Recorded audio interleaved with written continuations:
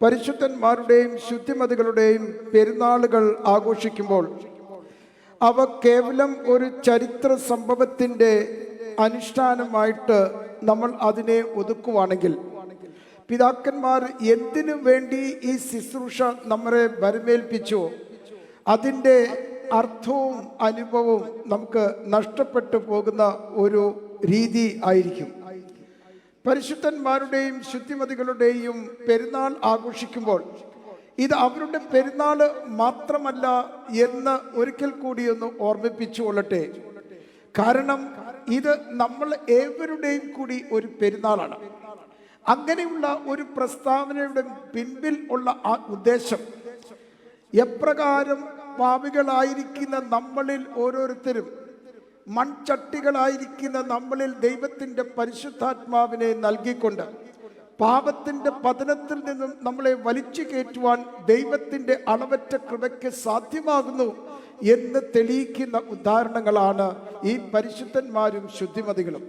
എപ്രകാരം ഈ പരിശുദ്ധന്മാർ, അപ്പോസ്തോലന്മാർ അവരുടെ ജീവിതത്തിൽ ഉണ്ടായിരുന്നതായിട്ടുള്ള കുറവുകളെ തരണം ചെയ്തുകൊണ്ട് പടിപടിയായിട്ട് ദൈവത്തിൻ്റെ തേജസ്സിന്മേൽ തേജസ് പ്രാപിച്ച് കർത്താവിൻ്റെ സാദൃശ്യം കൈവരുത്തുവാൻ തക്കവണ്ണം ഇടയാക്കിയോ, അപ്രകാരം നമ്മൾക്ക് ഓരോരുത്തർക്കും നമ്മൾക്ക് ഈ തരത്തിൽ നമ്മളെ മുറുകെ പറ്റുന്നതായിട്ടുള്ള തെറ്റുകളിൽ നിന്നും വിടുതൽ പ്രാപിച്ചുകൊണ്ട് ഈ പരിശുദ്ധന്മാരെയും ശുദ്ധിമതികളെ പോലെ പടിപടിയായിട്ട് ദൈവത്തിൻ്റെ അടുക്കൽ എത്തുവാൻ തക്കവണ്ണം ഉള്ള അവസരങ്ങളാണ് ഈ പെരുന്നാളുകൾ എന്ന് പ്രത്യേകമായിട്ട് ഓർമ്മിപ്പിച്ചു കൊള്ളട്ടെ. അപ്രകാരം ഈ പരിശുദ്ധന്മാരുടെ അല്ലെങ്കിൽ പരിശുദ്ധ തോമസ് ലീഹായുടെ ജീവിതം ദൈവസന്നിധിയിൽ സ്വീകാര്യമായി തീർന്നിരിക്കുന്നത് പോലെ ഈ പെരുന്നാളിൽ ഒരു വ്യത്യാസം വരുത്തിക്കൊണ്ട് ആന്തരികമായിട്ടുള്ള പരിവർത്തനം ഉണ്ടാക്കിക്കൊണ്ട് നമ്മൾക്ക് ദൈവസന്നിധിയിൽ അടുക്കുവാനായിട്ട് ഈ പെരുന്നാൾ ഇടയാക്കട്ടെ എന്ന് പ്രത്യേകമായിട്ട് പ്രാർത്ഥിക്കുക. നമ്മൾക്ക് വിശുദ്ധന്മാരുടെയും ശുദ്ധിമതികളുടെയും ഇന്ന് പ്രത്യേകമായിട്ട് മാർ തോമസ് ലീഹായുടെ പെരുന്നാൾ കൊണ്ടാടുമ്പോൾ ആ പിതാവിൽ നിന്നും നമ്മൾക്ക് കണ്ടുപഠിക്കേണ്ടതായിട്ടുള്ള ശ്രേഷ്ഠതകളെ എന്താണ് എന്ന് മനസ്സിലാക്കിക്കൊണ്ട് അവരുടെ ജീവിതത്തിൽ നമുക്ക് പ്രാവർത്തികമാക്കണം എന്നുള്ളതാണല്ലോ ഈ പെരുന്നാളിൻ്റെ ഉദ്ദേശം. പരിശുദ്ധനായ തോമസ് ലീഹാ 3 പ്രധാനമായിട്ടുള്ള കാര്യങ്ങളാണ് നിർവഹിച്ചത് തൻ്റെ പ്രേക്ഷിത ദൗത്യത്തിൽ. 1, സുവിശേഷം പ്രസംഗിക്കുകയും, 2, സഭ സ്ഥാപിക്കുകയും, 3 എന്ന് പറഞ്ഞിരിക്കുന്നത് തൻ്റെ ജീവനെ കർത്താവിനെ സമർപ്പിക്കുകയും ചെയ്തിരിക്കും. ഒരിക്കൽ കൂടി ഒന്ന് പറഞ്ഞുകൊള്ളട്ടെ. 1, ഈ പരിശുദ്ധ തോമസ് ലീഹാ സുവിശേഷം ഭാരതത്തിൽ പ്രസംഗിക്കുകയും, 2, സഭ സ്ഥാപിക്കുകയും, 3, തൻ്റെ ജീവനെ കർത്താവിന് കൊടുക്കുകയും ചെയ്യുന്നു. നമുക്ക് പലപ്പോഴും നമ്മൾ ആവർത്തിച്ച് പറയുകയും ചെയ്യുന്നതായിട്ടുള്ള ഒരു വസ്തുതയാണ് തോമസ് ലീഹാ AD 52 മലങ്കര വരികയും, എന്നാൽ തോമസ് ലീഹായെക്കുറിച്ച് വിവരങ്ങൾ ശേഖരിച്ചിരിക്കുന്ന ഒരു ഗ്രന്ഥമാണ് യൂദാ തോമായുടെ പ്രവർത്തികൾ എന്ന് പറഞ്ഞു. ഏതാണ്ട് 3-ാം നൂറ്റാണ്ടിൽ ആരാണ് ഇതിൻ്റെ ഗ്രന്ഥകർത്താവ് എന്ന് നമുക്ക് അറിയാൻ പറ്റുന്നില്ല. സുറിയായിൽ എഴുതി വെച്ചിരിക്കുന്ന അല്ലെങ്കിൽ രൂപം കൊണ്ട ഒരു ഗ്രന്ഥമാണ്. അതിലാണ് ഈ ഗൊന്തോഫോറസ് ചക്രവർത്തിയെ കുറിച്ച് നമ്മൾ കേൾക്കുകയും ഹബാൻ എന്ന് പറഞ്ഞിരിക്കുന്നതായിട്ടുള്ള ഒരു കച്ചവടക്കാരിൽ മുഖാന്തരം തോമസ് ലീഹാ ഗൊന്തോഫോറസ് ചക്രവർത്തിയെ ഒരു വിദഗ്ധ ശില്പിയായിട്ട് കൈമാറുകയും ചെയ്തു.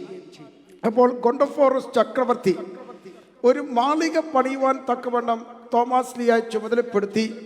അവസാനം അതിനെക്കുറിച്ച് ചോദിച്ചപ്പോൾ തോമസ് ലീഹാ പറഞ്ഞിരിക്കുന്നത്, സ്വർഗത്തിൽ ഞാൻ നിനക്കൊരു മാളിക പണിഞ്ഞിട്ടുണ്ട്. ലഭിച്ചിരിക്കുന്നതായിട്ടുള്ള പണം മുഴുവനും ദരിദ്രർക്കും പാവപ്പെട്ടവർക്കും വിതരണം ചെയ്യുകയായിരുന്നു തോമസ് ലീഹാ. ക്ഷുഭിതനായിരിക്കുന്ന രാജാവ് തന്നെ തടവിലിട്ടപ്പോൾ തൻ്റെ ജ്യേഷ്ഠൻ മരിച്ചതായിട്ട് അദ്ദേഹം സ്വപ്നത്തിൽ രാജാവിന് പ്രത്യക്ഷപ്പെട്ട് പറഞ്ഞിരിക്കുന്നത്, തോമസ് ലീഹാ പറഞ്ഞിരിക്കുന്നത് സത്യമാണ്.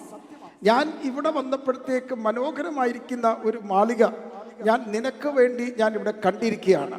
അങ്ങനെ രാജാവ് തോമസ് ലീഹായെ വിമോചിപ്പിക്കുകയും അദ്ദേഹത്തിൻ്റെ പ്രസംഗത്തിൽ കൂടി വടക്കേ ഇന്ത്യയിൽ എല്ലാം ക്രിസ്തു മതത്തെ സ്ഥാപിച്ചു എന്ന് കാണാൻ സാധിക്കും. ഈ അടുത്ത കാലത്ത് പിന്നെ ചൈനീസുകാർ ഗ്വദാർ എന്ന് പറഞ്ഞിരിക്കുന്ന സ്ഥലത്തേക്ക് ഒരു തുറമുഖം പണിയുവാനായിട്ട് ഒരു ഹൈവേ പണിയുന്നുണ്ട്. ഇപ്പോൾ ആ പണിയുന്ന വേളയിൽ ഒരു പാറയിൽ കൊത്തിവെച്ചിട്ടുണ്ട് ഈ ഗൊണ്ടോർഫോറോസ് ചക്രവർത്തിയുടെ കൽപ്പന. അശോക ചക്രവർത്തി ഈ പാറയിൽ അല്ലെങ്കിൽ കല്ലിന്മേൽ കൊത്തിവെച്ചിരിക്കുന്നത് പോലെ ഗൊണ്ടോർഫോറോസ് ചക്രവർത്തിയുടെ കൽപ്പന ഈ പാറമേൽ കൊത്തിവെച്ചിരിക്കുന്നത്. ഈ ഗൊണ്ടോർഫോറോസ് ചക്രവർത്തി ഒരു ചരിത്ര പുരുഷനായിരുന്നു. അങ്ങനെയാണെങ്കിൽ മിക്കവാറും തോമാസ് ലീയ ഈ ഒരു രാജാവിൻ്റെ കാലത്ത് സുവിശേഷം പ്രചരിപ്പിച്ചിട്ടുണ്ടായിരുന്നു എന്ന് നമുക്കറിയാം. നമ്മൾക്ക് ആ കണക്ക് നമ്മൾ നോക്കുവാണെങ്കിൽ AD 43 ആദ്യമായിട്ട് തോമാസ് ലീയ വടക്കേ ഇന്ത്യയിൽ വന്നിട്ട് അവിടെ സുവിശേഷം പ്രസംഗിച്ചു. അത് കഴിഞ്ഞിട്ട് പിന്നെ മാതാവിൻ്റെ അടക്കത്തിന് വേണ്ടി യെരുസലേമിലേക്ക് പോയിട്ട് പിന്നെയാണ് AD 52 മലങ്കരയിൽ വരുന്നത്. ഞാനിത് പറയുന്നതിനുള്ള കാര്യം, അപ്പോസ്തലനായിരിക്കുന്ന തോമാസ് ലീയ മലങ്കരയുടെ മാത്രം ഒരു അപ്പോസ്തലനല്ല, ഭാരതത്തിൻ്റെ അപ്പോസ്തലൻ എന്ന് പറയുമ്പോഴത്തേക്ക് ഈ ഭാരതത്തിൽ ഇന്ത്യ മുഴുവനും സുവിശേഷം പ്രചരിപ്പിച്ച അപ്പോസ്തലനാണ്. അതുകൊണ്ടാണ് നമ്മൾ പറയുന്നത് ഭാരതത്തിൻ്റെ അപ്പോസ്തലൻ, ഇന്ത്യയുടെ അപ്പോസ്തലൻ. വടക്കേ ഭാഗത്ത് മാത്രമല്ല, കേരളത്തിലും അല്ലെങ്കിൽ അവിടെയൊക്കെയും പ്രത്യേകിച്ച് നമുക്ക് നോക്കുമ്പോഴത്തേക്ക് തമിഴ്നാട് കൊറമാൻഡൽ കോസ്റ്റിൽ അവിടെയും സുവിശേഷം പ്രസംഗിച്ച് ചൈനയിൽ പോയി തിരിച്ചു വരുമ്പോഴത്തേക്കാണ് രക്തസാക്ഷിയാകുന്നത്.